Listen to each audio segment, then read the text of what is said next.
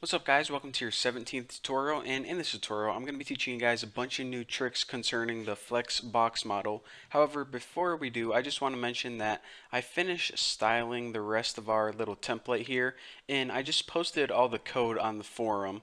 So I really didn't need to talk you guys through that in another tutorial because all I did is I styled these articles the same as last time, and then like I said, all the code is on the forum if you need it, but we got some new stuff to talk about. So aside from Bucky.html, I went ahead and I started a new project called new.html, and I'm going to be using a new blank CSS file. And that was just because I didn't want to, Bucky.html was getting kind of old, so we're out with the old, in with the new. So what I did is I just got our basic template with our basic setup, meta, title, and link tag, and make sure you link your new CSS file. And once you are good to go, we're ready to get started. So the only thing that we're going to have in this is pretty much 4 div boxes. So this is just for demonstrating what I want to teach you guys. So go ahead and follow me right now. Make a section, and we're going to have one main section and 4 div boxes inside it. And just give it an ID. You can either name it like parent or mommy or something. And just go ahead and end this. And now just go ahead and put 4 simple divs in here. So div ID equal kid1. And wow, I'm just going to go ahead and type that again. Embarrassing. Div ID equal kid1. And I'll just put like kid1 in here and end that div. And I'm just going to go ahead and copy this a bunch of times.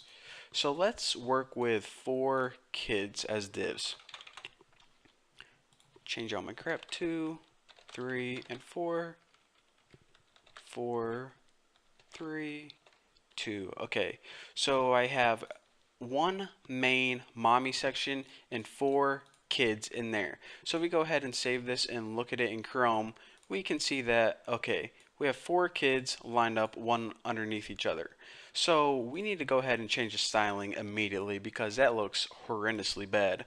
The very first thing I want to do is in our mommy, I want to add some, I just am doing this to make it look pretty. This isn't really the tutorial at all, but I want to add a border of 2 pixels solid blue, and under this I'm gonna display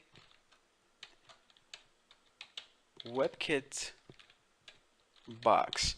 Now the reason I'm doing this is because since we're going to be looking at some examples of the flex box model or the flexible box model, you need to make the parent box. Again, I can't stress this enough. Please do not forget it. Now also, in order to get those children tags side by side, we need to orient them horizontally. So WebKit box orient horizontal, and I believe if we save this they should be side by side. So let me go ahead and launch this baby in Chrome and check it out. Now everything is side by side. However, if we look at this, whenever we move these things around, it's going to be hard to tell what one's kid 1, kid 2, kid 3, kid 4. They all kind of look the same. They must have a, what's it, not twins, not triplets, but what's a 4 called? I don't know. Leave me a comment and tell me. But anyways, that's what it looks like right now. And we want all distinctive kids because if not, this example is going to get really complicated. So let me just go ahead and style these really quick. So for kid 1, I'm just going to go ahead and make a border around it. 2 pixels solid red. And let's give it a background color. We'll give each one a different background. So the background for this can be green, and padding can be like 20 pixels, and might as well give it a margin of 10 pixels too. So now I'm just going to go ahead and copy this a couple times. Make sure I didn't mess anything up before I copy this. 1, 2, 3, 4. So now I change. Kid 2 can have a yellow background. Kid 3 can have, I don't know, he can be red, be a redhead. And kid 4 can have orange. I don't think we use orange so far in this tutorial series. So now let me go ahead and save this and refresh it. And now that we got that, I just want to point out this is a lot easier to see because what I'm going to be doing is I'm going to be changing the size of these boxes and orienting them, changing the order of them. So these boxes are a whole lot easier to see than, just that text.